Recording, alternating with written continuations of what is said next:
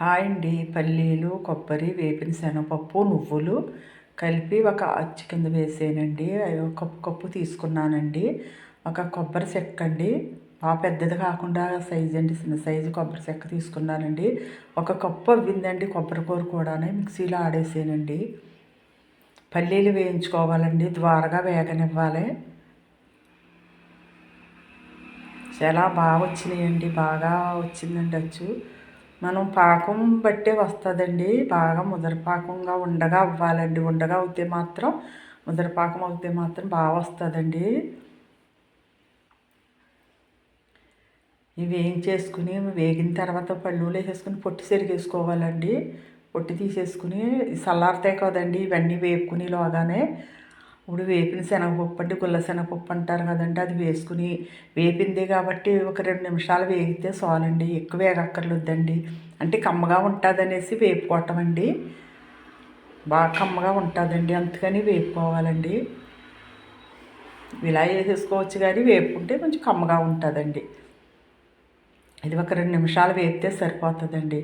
ఇది కూడా ఒక గిన్నెలో తీసేసుకునండి. ఇప్పుడు నువ్వులు వేసుకోవాలి. నువ్వులు బాగా ద్వారగా వేగనివ్వాలండి. పచ్చి వాసన లేకుండా కమ్మగా ఉండి ఇలా వేపుకోవాలి. కమ్మట వాసన వచ్చి ఇలా వేపుకోవాలండి ఇవి కూడా.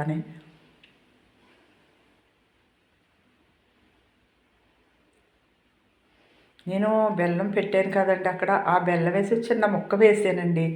మరి అది ఎంత ఉంటుందంటారు? ఒక పావు కిలో ఉంటుందండి బెల్లం. నేను అంచనా ప్రకారంగా వేసాను. ఒక పావు కిలో ఉంటుందండి అది.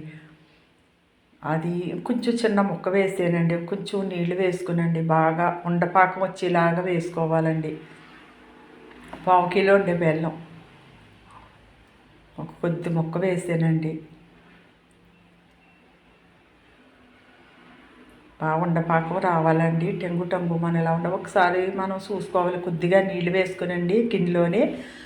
పాకం ఉండపాకం వచ్చిందో రాలేదో ఒకసారి చూసుకుంటూ ఉండాలండి. మయమయాన్ని నీళ్ళు వేసుకునండి. చాలా బాగా వచ్చినాయండి, చాలా చాలా బాగా వచ్చినాయండి. మనం ఈ పాకం కుదిరితేనే బాగా వస్తాయండి. ఇది ఉండపాకం అవుతేనే బాగా వస్తాయండి, లేకపోతే ఉండల కింద అచ్చు కింద రాదండి. బాగా కుదిరిందండి. నువ్వులు హెల్త్కి మంచిదే కదండి, పల్లీలు మంచిదండి, పచ్చి కొబ్బరి మంచిదండి, వేపిన శనగపప్పు వేసుకోవండి.